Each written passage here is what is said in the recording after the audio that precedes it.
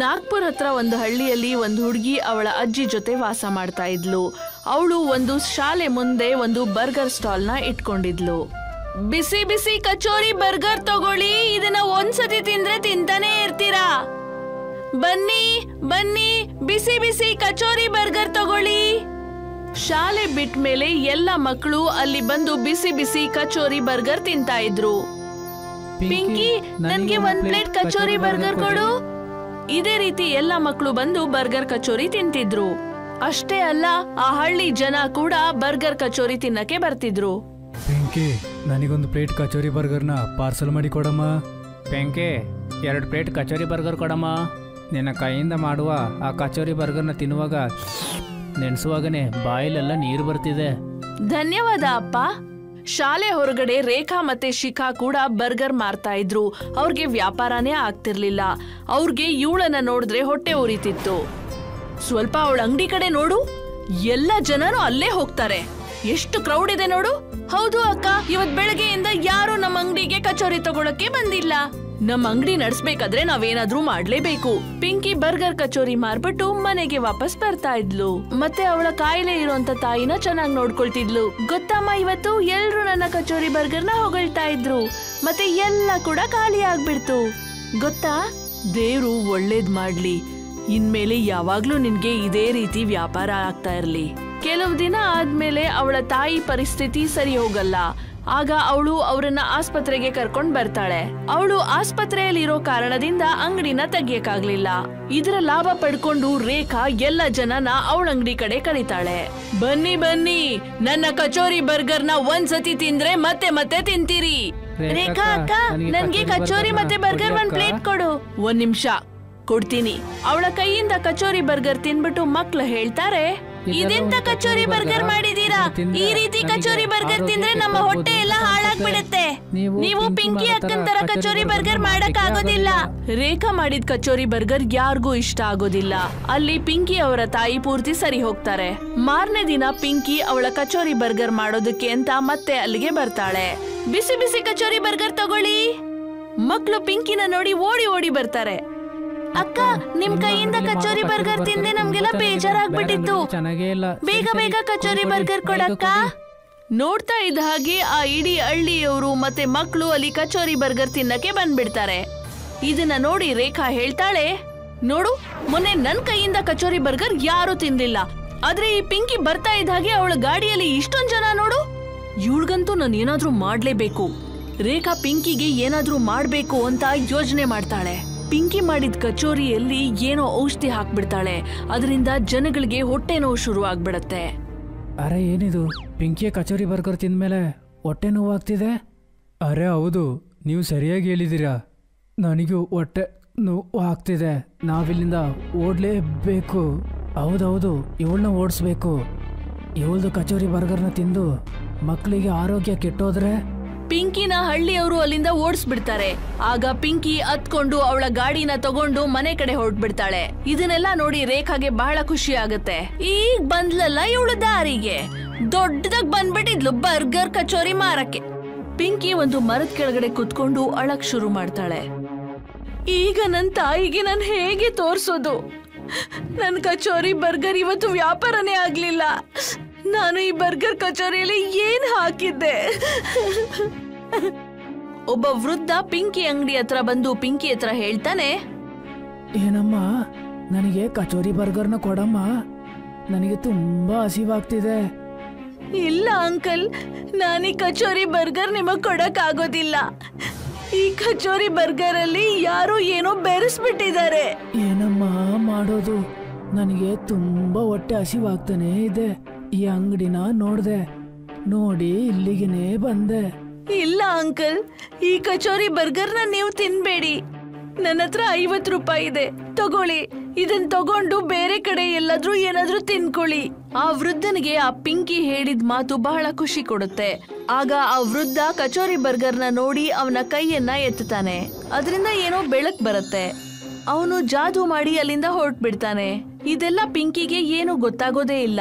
ಮತ್ತೆ ಅವಳು ಮನೆಗೋಗಿ ಅವಳ ತಾಯಿ ಹತ್ರ ಹೇಳ್ತಾಳೆ, ಅಮ್ಮ, ಇವತ್ತು ನಾನು ಕಚೋರಿ ಬರ್ಗರ್ ಮಾರಕ್ಕೆ ಆಗ್ಲಿಲ್ಲ. ನನ್ ಕಚೋರಿ ಬರ್ಗರ್ ಅಲ್ಲಿ ಏನೋ ಸೇರ್ಕೊಂಡ್ಬಿಟ್ಟಿದೆ. ಅದರಿಂದ ಜನಕ್ಕೆಲ್ಲ ಏನೋ ಹೊಟ್ಟೆ ನೋವು ಬರ್ತಿದೆ. ಅದಕ್ಕೆ ನನ್ನ ಅಲ್ಲಿಂದ ಓಡಿಸ್ಬಿಟ್ರಮ್ಮ. ಏನು ಕಚೋರಿ ಬರ್ಗರ್ ಅಲ್ಲಿ ಏನೋ ಸೇರ್ಕೊಂಡಿದ್ಯಾ? ನನಗ್ ಸ್ವಲ್ಪ ತಿನ್ಸು, ನಾನು ನೋಡ್ತೀನಿರು ಈ ಕಚೋರಿ ಬರ್ಗರ್ ಅಲ್ಲಿ ಏನ್ ಸೇರಿದೆ ಅಂತ. ಪಿಂಕಿ ಆ ಕಚೋರಿ ಬರ್ಗರ್ನ ಅವ್ರಮ್ಮನ್ಗೆ ಕೊಡ್ತಾಳೆ. ಅವ್ರಮ್ಮ ಆ ಕಚೋರಿ ಬರ್ಗರ್ನ ತಿನ್ನಕ್ ಶುರು ಆದ್ಮೇಲೆ ಅವ್ರ ಆರೋಗ್ಯ ಸ್ಥಿತಿ ಇನ್ನೂ ಚೆನ್ನಾಗಾಗತ್ತೆ. ನೋಡು, ನನಗೇನೂ ಆಗ್ಲಿಲ್ಲ, ನನಗೆ ಹೊಟ್ಟೆನೂ ನೋವ್ಲಿಲ್ಲ, ನನಗೇನೂ ಆಗ್ಲೂ ಇಲ್ಲ, ಗೊತ್ತಾಯ್ತಾ? ಏನಮ್ಮ ನೀನ್ ನಿಜ ಹೇಳ್ತಿದ್ಯಾ? ಇದನ್ನೆಲ್ಲ ಕೇಳದ್ಮೇಲೆ ಪಿಂಕಿ ಅದೇ ಜಾಗದಲ್ಲಿ ವ್ಯಾಪಾರ ಮಾಡಕ್ಕೆ ಮಾರನೇ ದಿನ ಹೋಗ್ತಾಳೆ. ಪಿಂಕಿ, ಕಚೋರಿ ಬರ್ಗರ್ನ ಕೊಡಮ್ಮ. ಸರಿ, ಈಗ್ಲೇ ಕೊಡ್ತೀನಿ. ಆ ಮನುಷ್ಯ ಕಚೋರಿ ಬರ್ಗರ್ ತಿಂದ ಕೂಡ್ಲೆ ಅವನ ಹೊಟ್ಟೆ ನೋವು ಎಲ್ಲ ಸರಿ ಹೋಗ್ಬಿಡತ್ತೆ. ಮತ್ತೆ ಅವನು ಪಿಂಕಿ ಹತ್ರ ಹೇಳ್ತಾನೆ, ಅರೆ ಏನಮ್ಮ ಪಿಂಕಿ, ನಿನ್ ಕಚೋರಿ ಬರ್ಗರ್ನ ತಿಂದ್ಮೇಲೆ ನನ್ನ ಹೊಟ್ಟೆ ನೋವೆಲ್ಲ ಸರಿಯಾಗ್ಬಿಡ್ತು. ಈ ವಿಷಯ ಹಳ್ಳಿಯಲ್ಲೆಲ್ಲ ಹರಡುತ್ತೆ. ಪಿಂಕಿ ಹತ್ರ ಜಾದೂ ಕಚೋರಿ ಇದೆ ಅಂತ. ಇದನ್ನ ತಿಂದು ಎಲ್ರೂ ಆರೋಗ್ಯವಂತರಾಗ್ಬಿಡ್ತಾರೆ. ಅದಾದ್ಮೇಲೆ ಎಲ್ರೂ ಬಂದು ಪಿಂಕಿ ಹತ್ರ ಕಚೋರಿ ಕೇಳ್ತಾರೆ. ಪಿಂಕಿ ಪಿಂಕಿ, ನನಗೆ ಒಂದು ಪ್ಲೇಟ್ ಕಚೋರಿ ಬರ್ಗರ್. ನೀನು ಕಚೋರಿ ಬರ್ಗರ್ನ ತಿಂದು ನನ್ನ ಬೆನ್ನು ನೋವು ಸರಿಯಾಗುತ್ತೆ. ಇದನ್ನೆಲ್ಲ ನೋಡಿ ರೇಖಾ ಯೋಚಿಸ್ತಾಳೆ, ನಾನು ಕೂಡ ಈ ಕಚೋರಿ ಸ್ವಲ್ಪ ತಿಂದೋಡ್ಬೇಕಲ್ಲ, ನನ್ ಕಾಯಿಲೆ ಕೂಡ ಸರಿ ಹೋಗ್ಬೋದು. ಪಿಂಕಿ, ನನ್ಗೂ ಕಚೋರಿ ಬರ್ಗರ್ ಕೊಡು. ರೇಖಾ ಕಚೋರಿ ಬರ್ಗರ್ ತಿಂದ ಕೂಡ್ಲೆ ಅವಳ ಹೊಟ್ಟೆ ಬಹಳ ನೋವಾಗಕ್ಕೆ ಶುರುವಾಗತ್ತೆ. ರೇಖಾಗೆ ಅರ್ಥ ಆಗತ್ತೆ ಅವಳು ತಪ್ಪು ಮಾಡಿದ್ಲು, ಅದಕ್ಕೆ ಅವಳ ಹತ್ರ ಈ ರೀತಿ ಆಯ್ತು ಅಂತ. ಎಲ್ಲ ಜನ ಕಚೋರಿನ ತಿಂದು ಅವರ ಆರೋಗ್ಯ ಸ್ಥಿತಿ ಸುಧಾರಿಸ್ಕೊಳ್ತಾರೆ. ಇದು ಪಿಂಕಿಗೆ ಅರ್ಥನೇ ಆಗಲ್ಲ. ವೃದ್ಧ ಮತ್ತೆ ಪಿಂಕಿ ಹತ್ರ ಬರ್ತಾನೆ. ಇಲ್ಲಿ ನೋಡಮ್ಮ ಪಿಂಕಿ, ನನಗೆ 50 ಕಚೋರಿ ಬರ್ಗರ್ನ ಕೊಡಮ್ಮ. ಅರೆ ಅಂಕಲ್, ನೀವು ಅವರೇ ಅಲ್ವಾ ಅವತ್ ಬಂದು ನನ್ನ ಹತ್ರ 50 ರೂಪಾಯಿ ತಗೊಂಡ್ ಹೋಗಿದ್ದು? ನಾನು ನೀವು ಅದನ್ನ ತಿನ್ಬೇಡಿ ಅಂತ ಹೇಳಿದ್ನಲ್ಲ, ಚೆನ್ನಾಗಿಲ್ಲ ಅದು ಅಂತ. ಹೌದು ಪಿಂಕಿ, ನಾನೇ ಅದು. ಇಷ್ಟನ್ನ ಹೇಳ್ತಾ ಇದ್ದ ಹಾಗೆ ಆ ವೃದ್ಧ ಒಂದು ಫೇರಿ ಆಗ್ಬಿಡ್ತಾನೆ. ಇದೇನಿದು, ನೀವು ಫೇರಿ ಆಗ್ಬಿಟ್ರಿ? ನೀವು ಯಾರು?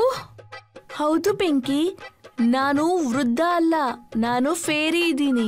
ನಿನ್ನ ಪ್ರಾಮಾಣಿಕತೆ ನೋಡಿ ನಾನು ಬಹಳ ಖುಷಿ ಪಟ್ಟೆ. ಅದಕ್ಕೆ ನಾನು ನಿನ್ನ ಕಚೋರಿ ಬರ್ಗರ್ನ ಒಂದು ಜಾದೂ ಕಚೋರಿ ಬರ್ಗರ್ ಆಗಿ ಮಾರ್ಪಡಿಸ್ದೆ. ಅದಕ್ಕೆ ಇದನ್ನ ಯಾವುದೇ ಪ್ರಾಮಾಣಿಕ ವ್ಯಕ್ತಿ ಕಚೋರಿ ಬರ್ಗರ್ನ ತಿಂದ್ರೆ ಅವರ ಆರೋಗ್ಯ ಸ್ಥಿತಿ ಸರಿ ಹೋಗ್ಬಿಡತ್ತೆ. ಈ ಮಾತನ್ನ ಕೇಳಿ ಪಿಂಕಿ ಬಹಳ ಖುಷಿ ಪಡ್ತಾಳೆ ಮತ್ತೆ ಧನ್ಯವಾದ ಹೇಳ್ತಾಳೆ. ಅವಳು ಜಾದೂ ಕಚೋರಿ ಬರ್ಗರ್ ಇಂದ ಅವಳ ತಾಯಿ ಮತ್ತೆ ಎಲ್ಲರ ಆರೋಗ್ಯ ಸ್ಥಿತಿನ ಸುಧಾರಿಸ್ಬಿಡ್ತಾಳೆ. ಡೇರಾ ಹಳ್ಳಿಯಲ್ಲಿ ಇಬ್ರು ಅಣ್ಣ ತಮ್ಮಂದ್ರು ಅವರ ಪತ್ನಿಯರ ಜೊತೆ ವಾಸ ಮಾಡ್ತಿದ್ರು. ಅಶೋಕ್ ದೊಡ್ಡವನು, ಅವನು ಮನೆಯನ್ನೆಲ್ಲ ನೋಡ್ಕೊಳ್ತಾ ಇದ್ದ. ಅಶೋಕ್ ಕಲ್ಲಂಗಡಿ ಹಣ್ಣನ್ನ ಬೆಳೀತಿದ್ದ. ಅಜಯ್ ಚಿಕ್ಕವನು ಅವ್ರ ಅಣ್ಣನಿಗೆ ಸಹಾಯ ಮಾಡ್ತಿದ್ದ ಹೊಲ ಉಳೋದ್ರಲ್ಲೆಲ್ಲ. ಆದ್ರೆ ಅವನು ಮನ್ಸಿಂದ ಕೆಲಸ ಮಾಡ್ತಿರ್ಲಿಲ್ಲ. ಅದರಿಂದ ಏನಾದ್ರೂ ಒಂದು ತೊಂದರೆ ಆಗ್ತಿತ್ತು. ಅಶೋಕ್ ಮತ್ತೆ ಅಜಯ್ ಇಡೀ ದಿನ ಹೊಲದಲ್ಲೇ ಇರ್ತಿದ್ರು. ಒಂದಿನ ಅಶೋಕ್ಗೆ ಎಲ್ಲೋ ಹೊರಗೆ ಹೋಗ್ಬೇಕಿತ್ತು. ನಾನು ಕೆಲಸದ ವಿಷಯದಲ್ಲಿ ಹೊರಗಡೆ ಹೋಗ್ತಾ ಇದ್ದೀನಿ. ನೀನು ಹೊಲನೂ ಹಣ್ಣುಗಳನ್ನು ಚೆನ್ನಾಗಿ ನೋಡ್ಕೋ. 2 ದಿನದಲ್ಲಿ ಬಂದ್ಬಿಡ್ತೀನಿ. ಸರಿ ಅಣ್ಣ, ನೀವು ಬೇಜಾರು ಮಾಡದೆ ಹೋಗಿ ಬನ್ನಿ, ನಾನು ಚೆನ್ನಾಗಿ ನೋಡ್ಕೊಳ್ತೀನಿ. ಅಶೋಕ್ ಹೊರಗಡೆ ಹೋಗ್ಬಿಡ್ತಾನೆ. ಆದ್ರೆ ಅಜಯ್ ಕಲ್ಲಂಗಡಿ ಹಣ್ಣಿನ ಬೆಳೆನ ಸರಿಯಾಗಿ ನೋಡ್ಕೊಳ್ಳೋದಿಲ್ಲ. ಅವನು ಸರಿಯಾದ ಸಮಯಕ್ಕೆ ನೀರು ಹಾಕ್ಲಿಲ್ಲ, ಕೀಟಾಣುಗಳಿಂದ ಬೆಳೆನ ರಕ್ಷಿಸ್ಲೂ ಇಲ್ಲ. ಅಣ್ಣ, ನಾನ್ ನೋಡ್ತಾ ಇದ್ದೀನಿ ನೀವು ಬೆಳೆನ ಸರಿಯಾಗಿ ನೋಡ್ಕೊಳ್ತಿಲ್ಲ. ಅದು ನೋಡಕ್ ಕೂಡ ಆಗ್ತಾ ಇಲ್ಲ. ಹೀಗೆ ಇದ್ರೆ ಬೆಳೆ ಹಾಳಾಗ್ಬಿಡತ್ತೆ. ಅದಕ್ಕೆ ನೀವು ಬೇಜಾರು ಮಾಡ್ಕೊಳ್ಬೇಡಿ, ಬೆಳೆ ಚೆನ್ನಾಗೇ ಇದೆ, ಅದಕ್ಕೆ ಏನೂ ಆಗಿಲ್ಲ. ಅಜಯ್ ಇದೇ ರೀತಿ ಇದ್ದು ಬೆಳೆನ ಹಾಳ್ ಮಾಡ್ಬಿಡ್ತಾನೆ. ಒಂದಿನ ಅಶೋಕ್ ಬರೋದಕ್ಕೂ ಮುಂಚೆ ಅಜಯ್ ಬೆಳೆನೆಲ್ಲ ನೋಡಕ್ಕೆ ಅಂತ ಹೋಗ್ತಾನೆ. ಅವನು ಎಷ್ಟು ಬೀಜ ಹಾಕಿದ್ನೋ ಅದ್ರಲ್ಲಿ ಬಂದಿರೋಂತ ಎಲ್ಲ ಕಲ್ಲಂಗಡಿ ಹಣ್ಣು ಹಾಳಾಗ್ಬಿಟ್ಟಿರತ್ತೆ. ಅರೆ ಏನಿದು, ನಾನು ಸ್ವಲ್ಪ ಸೋಂಬೇರಿ ಆಗಿದ್ದಕ್ಕೆ ಎಲ್ಲ ಬೆಳೆನೂ ಹಾಳಾಗೋಯ್ತಲ್ಲ. ಅಣ್ಣನಿಗೆ ನಾನು ಏನು ಉತ್ತರ ಕೊಡೋದು? ಮಾರನೇ ದಿನ ಅಶೋಕ್ ಬರ್ತಾನೆ. ಅಶೋಕ್ ಇದನ್ನೆಲ್ಲ ನೋಡಿ ಬಹಳ ಕೋಪಗೊಳ್ತಾನೆ. ನಾನು ನಿನ್ನ ಚೆನ್ನಾಗಿ ನೋಡ್ಕೊಳ್ಳಿ ಕೇಳಿದೆ, ಆದ್ರೆ ನೀನು ನೋಡ್ಕೊಳ್ಳೇ ಇಲ್ವಾ? ಎಲ್ಲ ಇವಾಗ ಹಾಳಾಗೋಯ್ತು. ನಷ್ಟಕ್ಕೆ ಏನ್ ಮಾಡೋದು? ನಾವು ಊಟ ಮಾಡ್ಲಿಕ್ಕೆ ಏನ್ ಮಾಡೋದು? ಅಣ್ಣ, ನನ್ನ ಕ್ಷಮಿಸ್ಬಿಡಿ, ಇನ್ನೊಂದ್ಸಲ ಈ ಥರ ಆಗಲ್ಲ. ಇನ್ನೊಂದು ಚಾನ್ಸ್ ನಾನು ನಿನಗೆ ಕೊಡೋದಿಲ್ಲ. ನೀನು ನನಗೆ ಇನ್ನೂ ಸಹಾಯ ಮಾಡಬೇಡ. ನೀನೇ ಬೇರೆ ಯಾವುದಾದ್ರೂ ಕೆಲಸನ ನೋಡ್ಕೋ. ಇನ್ನು ಮುಂದೆ ನನ್ನ ಜೊತೆ ನಿನಗೆ ಕೆಲಸ ಇಲ್ಲ. ಅಜಯ್ ಬೇಜಾರ್ ಮಾಡ್ಕೊಂಡು ಅಲ್ಲಿಂದ ಹೊರಟ್ಬಿಡ್ತಾನೆ. ಅಜಯ್ ಎಷ್ಟೋ ದಿನ ಕೆಲಸವನ್ನ ಹುಡುಕ್ತಾನೆ. ಆದ್ರೆ ಅವನ್ಗೆ ಎಲ್ಲೂ ಕೆಲ್ಸ ಸಿಗದೆ ಇರೋ ಕಾರಣ, ಅವ್ರಣ್ಣ ಕೂಡ ಅವನನ್ನ ಜೊತೆಲಿ ಇಟ್ಕೊಳ್ದೆ ಇರೋ ಕಾರಣ ಅವನು ನಿರಾಶೆಗೊಂಡು ಮನೆಗೆ ವಾಪಸ್ ಬರ್ತಾನೆ. ನಾನು ಸುಮಾರು ಜಾಗದಲ್ಲಿ ಕೆಲಸನ ಹುಡುಕಿ ನೋಡಿದೆ, ಆದರೆ ಎಲ್ಲಿನೂ ಸಿಕ್ಕಲೇ ಇಲ್ಲ. ಮನೆಯಲ್ಲಿ ಅಡುಗೆ ವಸ್ತುಗಳೆಲ್ಲ ಖಾಲಿಯಾಗಿದೆ. ಇವಾಗ ನಾವು ಏನು ಮಾಡೋದು? ಆಗ ಅಜಯ್ನ ಹೆಂಡತಿಗೆ ಒಂದು ಪ್ಲಾನ್ ಹೊಳೆಯತ್ತೆ. ನಮ್ ತಂದೆದು ಆಲೂಗಡ್ಡೆ ತೋಟ ಇದೆ. ಪ್ರತಿ ಬಾರಿ ಅವ್ರ ಹತ್ರ ಎಷ್ಟೊಂದು ಆಲೂಗಡ್ಡೆ ಉಳ್ಕೊಂಡ್ಬಿಡತ್ತೆ. ಅವ್ರ ಹತ್ರ ಆಲೂಗಡ್ಡೆ ತಗೊಂಡು ನಾವು ಬೇಲ್ಪುರಿ ಮಾಡಿ ಹಳ್ಳಿಯಲ್ಲಿ ಮಾರೋಣ. ಮೊದ್ಲೇ ನಮ್ಮ ಹಳ್ಳಿಯಲ್ಲಿ ಯಾವ್ದೇ ಬೇಲ್ಪುರಿ ಅಂಗಡಿಯವ್ರಿಲ್ಲ. ಹಾ, ನೀನು ಸರಿಯಾಗಿ ಹೇಳಿದೀಯಾ. ಇದನ್ನ ನಾವು ಮಾಡ್ಬೋದು. ಮಾರನೇ ದಿನಾನೇ ಅಜಯ್ ಅವನ ಹೆಂಡತಿಯ ಊರಿಂದ ಆಲೂಗಡ್ಡೆನ ತಗೊಂಡ್ ಬರ್ತಾನೆ. ಮತ್ತೆ ಒಂದು ಅಂಗಡಿ ಇಟ್ಟು ಬೇಲ್ಪುರಿ ಮಾಡಕ್ಕೆ ಶುರು ಮಾಡ್ದ. ಅಜಯ್ನ ವ್ಯಾಪಾರ ಚೆನ್ನಾಗಾಯ್ತು. ಹಳ್ಳಿಯ ಎಷ್ಟೋ ಜನ ಅಲ್ಲಿ ತಿನ್ನೋದಕ್ಕೆ ಅಂತ ಬರ್ತಾರೆ. ಇವಾಗ ನಮ್ಮ ಅಂಗಡಿಯಲ್ಲಿ ವ್ಯಾಪಾರ ಚೆನ್ನಾಗಿ ನಡೀತಿದೆ. ಸಹಾಯ ಮಾಡ್ಬೇಕಂತ ನಿನಗೆ ಅನಿಸಿದ್ರೆ ನೀನು ಅಂಗಡಿಗೆ ಬರ್ಬೋದು. ಹಾ, ಯಾಕಿಲ್ಲ. ಗ್ರಾಹಕರು ಎಷ್ಟು ಜಾಸ್ತಿ ಜನ ಆದ್ರು ಅಂದ್ರೆ ಅಜಯ್ನ ಹೆಂಡತಿ ಕೂಡ ಅವನ ಸಹಾಯಕ್ಕೆ ಬರ್ಬೇಕಾಯ್ತು. ಆದ್ರೆ ಕೆಲವೇ ದಿನದಲ್ಲಿ ಗ್ರಾಹಕರು ಕಡಿಮೆ ಆದ್ರು. ಸ್ವಲ್ಪ ದಿನದಿಂದ ಇಲ್ಲಿ ಎಲ್ಲರೂ ಬರೋದನ್ನ ನಿಲ್ಸಿದ್ದಾರೆ. ಈ ತರನೇ ಹೋದ್ರೆ ನಮ್ಮ ವ್ಯಾಪಾರನ ನಾವು ಮುಚ್ಚಬೇಕಷ್ಟೇ. ನಾನ್ ಕೇಳ್ದೆ, ನಮ್ಮ ಹಳ್ಳಿಯಲ್ಲೇ ನಮ್ಮನ್ನ ನೋಡಿ ಬೇರೆ ಯಾರೋ ಬೇಲ್ಪುರಿ ಅಂಗಡಿ ಓಪನ್ ಮಾಡಿದಾರಂತೆ. ಒಂದು ವೇಳೆ ಇದೇ ವಿಷಯ ಅಂದ್ರೆ ನಾವು ಖಂಡಿತ ಇದಕ್ಕೆ ಏನಾದ್ರೂ ಮಾಡ್ಲೇಬೇಕು. ಒಂದು ಬೇಲ್ಪುರಿ ತಕೊಂಡ್ರೆ ಇನ್ನೊಂದು ಬೇಲ್ಪುರಿ ಫ್ರೀ ಅಂತ ನಾವು ಹೇಳಿ ನೋಡೋಣ. ಇಲ್ಲ, ಈ ರೀತಿ ನಮ್ಗೆ ಲಾಸ್ ಆಗತ್ತೆ. ಹಾಗಾದ್ರೆ ಅಂಗಡಿನ ನಾವು ಮುಚ್ಚಬಾರ್ದಂದ್ರೆ ನಾವು ಏನ್ ಮಾಡೋದು? ನಾವು ಬೇರೆ ಏನಾದ್ರೂ ಉಪಾಯ ಮಾಡ್ಬೇಕು. ಅಜಯ್ ಅವನ ಹೊಲದ ಕಡೆಯಿಂದಾನೇ ಹೋಗ್ತಾ ಇರ್ತಾನೆ. ಅವ್ರ ಅಣ್ಣನ ಹತ್ರ ಹೇಗಿದ್ಯಾ ಅಂತ ಕೇಳಕ್ಕೆ ಹೋಗ್ತಾನೆ. ಹೇಗಿದ್ದೀರಾ ಅಣ್ಣ? ನಾನಿವಾಗ ಶ್ರದ್ಧೆಯಿಂದ ಚೆನ್ನಾಗಿ ಕೆಲಸ ಮಾಡ್ತಿದ್ದೀನಿ. ನೀವು ಹೇಗಿದ್ದೀರಾ? ನಿಮ್ಮ ಕೆಲಸ ಎಲ್ಲ ಹೇಗೆ ನಡೀತಿದೆ? ಬೆಳೆಗಳೆಲ್ಲ ಚೆನ್ನಾಗೇ ಇದೆ, ಆದರೆ ಸರಿಯಾಗಿ ವ್ಯಾಪಾರನೇ ನಡೀತಿಲ್ಲ. ಯಾವುದಾದ್ರೂ ಆರ್ಡ್ರ್ ಸಿಗೋದ್ರೊಳಗೆ ಸುಮಾರು ಹಣ್ಣುಗಳು ಹಾಳಾಗೋಗ್ತಿದೆ. ನಿನಗೆ ಪರವಾಗಿಲ್ಲ, ನಿನ್ನ ವ್ಯಾಪಾರ ಚೆನ್ನಾಗಿ ನಡೀತಿದೆ. ಅರೆ ಅಣ್ಣ, ಯಾಕೆ ಈ ಥರ ಹೇಳ್ತಿದ್ದೀರಾ? ನಾನು ಖಂಡಿತ ಏನಾದರೂ ಮಾಡ್ತೀನಿ. ಅಜಯ್ ಮನೆಗೆ ಹೋಗಿ ಅವನ ಹೊಲದ ಬಗ್ಗೆ ಯೋಚಿಸ್ತಾನೆ. ನಾನು ಯಾಕೆ ಬಾಕಿರುವ ಹಣ್ಣುಗಳನ್ನ ಬೇಲ್ಪುರಿಯಲ್ಲಿ ಮಿಕ್ಸ್ ಮಾಡಬಾರ್ದು? ಅಲ್ಲಿ ಅಣ್ಣನಿಗೂ ಹಣ್ಣುಗಳು ಮಾರ್ದಾಗೆ ಇರುತ್ತೆ.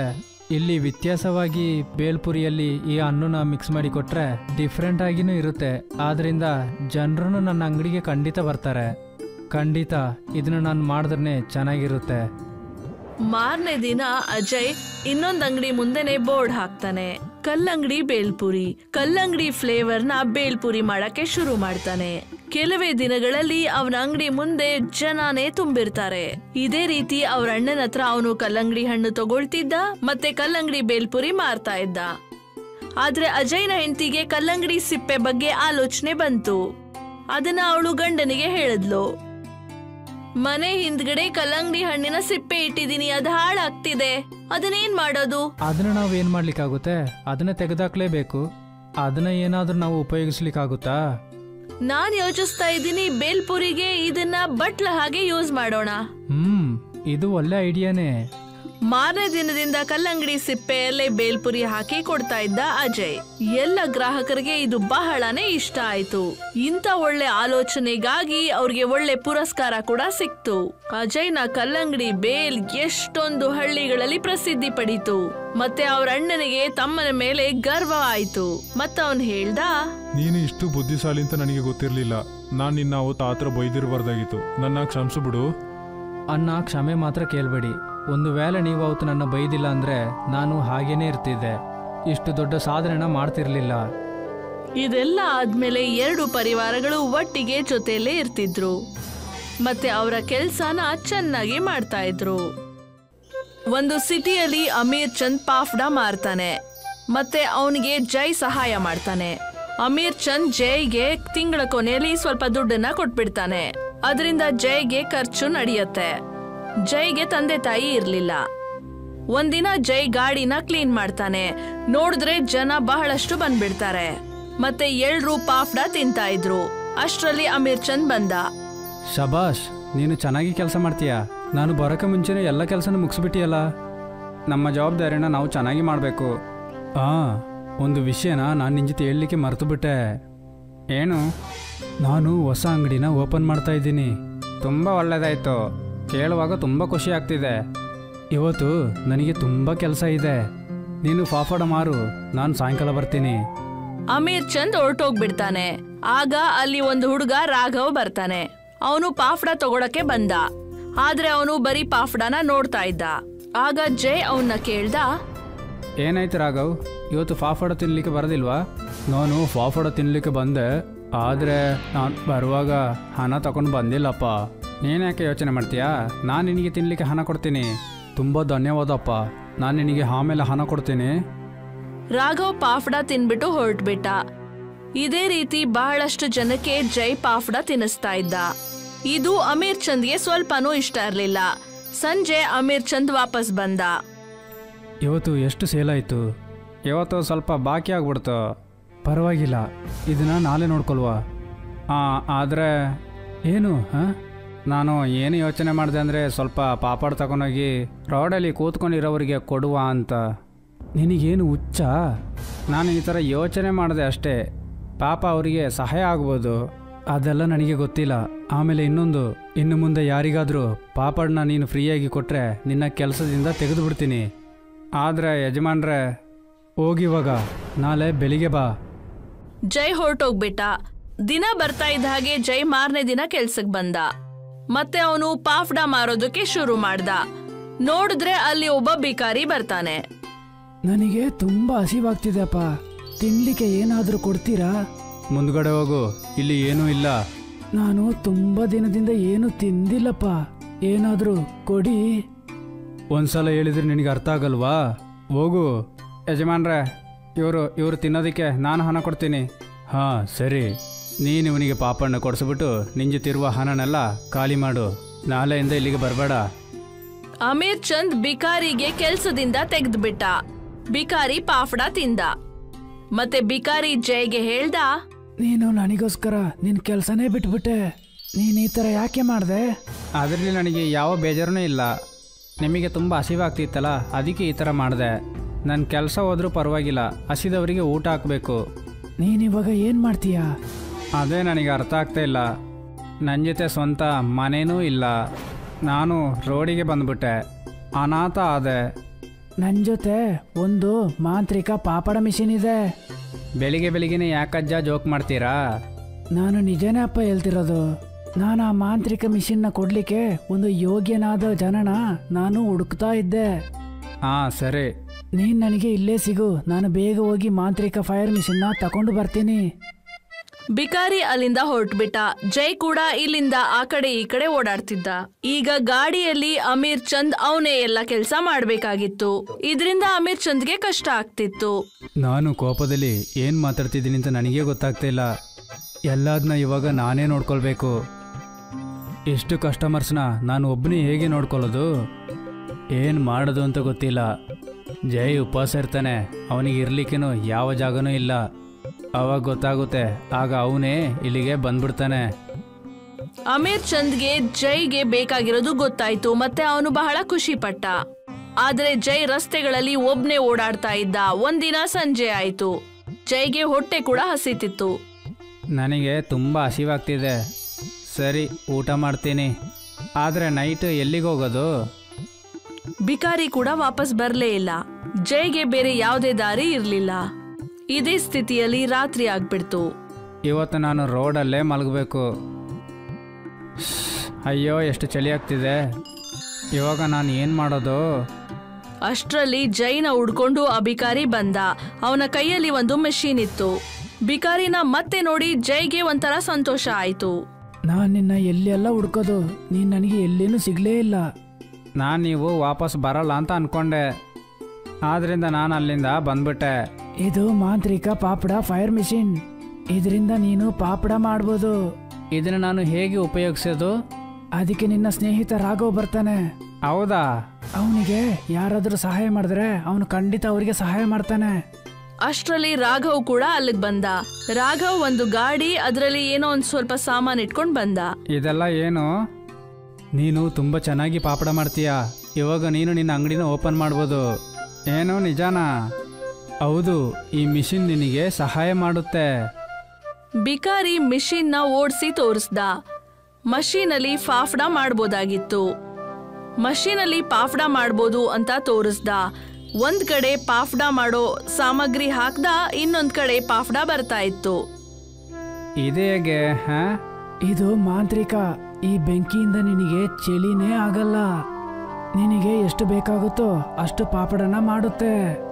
ಆದ್ರೆ ನೆನ್ಪಲ್ಲಿಟ್ಕೋ, ಆದ್ರೆ ಯಾವಾಗಲೂ ಕೆಟ್ಟ ಮನಸ್ಸಿಲ್ಲದೆ ನೀನಿದ್ರಲ್ಲಿ ಕೆಲಸ ಮಾಡಬೇಕು. ಹಾಂ ಸರಿ, ನಾನು ಇದನ್ನು ಮಡಗಿ ಎಲ್ಲರ ಹಸಿವನ್ನ ನಾನು ತೀರಿಸ್ತೀನಿ. ನಾನು ನಿನ್ನ ಜೊತೆನೆ ಕೆಲಸ ಮಾಡಲಿಕ್ಕೆ ಇಷ್ಟಪಡ್ತೀನಿ. ಖಂಡಿತ ನೀನು ನನ್ನ ಜೊತೆ ಕೆಲಸ ಮಾಡ್ಬೋದು. ಸರಿ, ನಾವು ನಾಳೆನೇ ಕೆಲಸ ಶುರು ಮಾಡುವ. ನಾನಿವಾಗ ಹೋಗ್ತೀನಿ. ಬೇರೆಯವರಿಗೆ ನನ್ನ ಸಹಾಯ ಬೇಕಾಗ್ಬೋದು. ಜೈ ಮತ್ತೆ ರಾಘವ್ ಬಿಕಾರಿಗೆ ಧನ್ಯವಾದ ಹೇಳಿದ್ರು. ಮತ್ತೆ ಬಿಕಾರಿ ಹೊರಟೋದ. ಮಾರನೇ ದಿನದಿಂದ ಜೈ ಮತ್ತೆ ರಾಘವ್ ಪಾಫ್ಡಾ ಮಾಡೋಕೆ ಶುರು ಮಾಡ್ತಾರೆ. ಮೊದಲು ಯಾವ ಗ್ರಾಹಕರು ಬರ್ತಿರ್ಲಿಲ್ಲ. ನಾವು ಈ ಪಾಪಡ ಎಲ್ಲದನ್ನೂ ಮಾರ್ಬಿಡ್ತೀವ? ಏನಪ್ಪ, ಯಾರಿಗೂ ನಮ್ಮ ಬಗ್ಗೆ ಗೊತ್ತಿಲ್ವಲ್ಲ, ಅದಕ್ಕೆ ಯಾರನ್ನೂ ಬರ್ತಿಲ್ಲ. ನಾನು ಎಲ್ಲರಿಗೂ ಗೊತ್ತಾಗುವಾಗೆ ಮಾಡಿ ಬರ್ತೀನಿ. ರಾಘವ್ ಪಾಫ್ಡಾ ಪ್ರಚಾರ ಮಾಡ್ದ. ಆಗ ಎಲ್ಲ ಶ್ರೀಮಂತರು ಬಡವರು ಪಾಫ್ಡಾ ತಿನ್ನಕ್ಕೆ ಬರ್ತಾರೆ. ಮತ್ತೆ ಅವನು ಒಂದು ದೊಡ್ಡ ಅಂಗಡಿ ಓಪನ್ ಮಾಡ್ದ. ಅಮೀರ್ ಚಂದ್ ಅಂಗಡಿ ಬಂದ್ ಆಗ್ಬಿಡ್ತು. ಬಹಳ ಬಡವ ಆಗ್ಬಿಟ್ಟ. ಒಂದಿನ ಅಮೀರ್ ಚಂದ್ ಬಹಳ ಹೊಟ್ಟೆ ಹಸ್ಕೊಂಡಿದ್ದ. ಅವನ ಹತ್ರ ದುಡ್ಡಿರ್ಲಿಲ್ಲ. ಅವನು ಜೈ ಅಂಗಡಿಯಲ್ಲಿ ಪಾಫ್ಡಾ ತಿನ್ನಕ್ ಬಂದ. ನನ್ನ ಜೊತೆ ಹಣ ಇಲ್ಲಪ್ಪ, ಆದ್ರೆ ನನಗೆ ತುಂಬ ಹಸಿವಾಗ್ತಿದೆ. ಏನು ಪರವಾಗಿಲ್ಲ ಯಜಮಾನ್ರೆ, ನೀವು ಹೊಟ್ಟೆ ತುಂಬ ತಿನ್ನಿ. ಅಮೀರ್ ಚಂದ್ ಜೈನ ನೋಡಿ ಆಶ್ಚರ್ಯಪಟ್ಟ. ಯಜಮಾನ್ರೆ, ಕಾಲ ಒಂದು ಗೋಳ ಥರ, ಯಾವಾಗ ಬೇಕಾದ್ರೂ ಕೆಳಗೆ ಬರ್ಬೋದು. ಅಮೀರ್ ಚಂದ್ ಪಾಫ್ಡಾ ತಿಂದ. ಮತ್ತೆ ಅವನ ತಪ್ಪಿನ ಅರಿವಾಯಿತು. ಜೈ ಮತ್ತೆ ರಾಘವ್ ಅವರ ಸೇವೆ ಮಾಡ್ತಾನೆ ಇದ್ರು. ಇಬ್ರು ಬೇಗ ಶ್ರೀಮಂತರಾಗ್ಬಿಟ್ರು.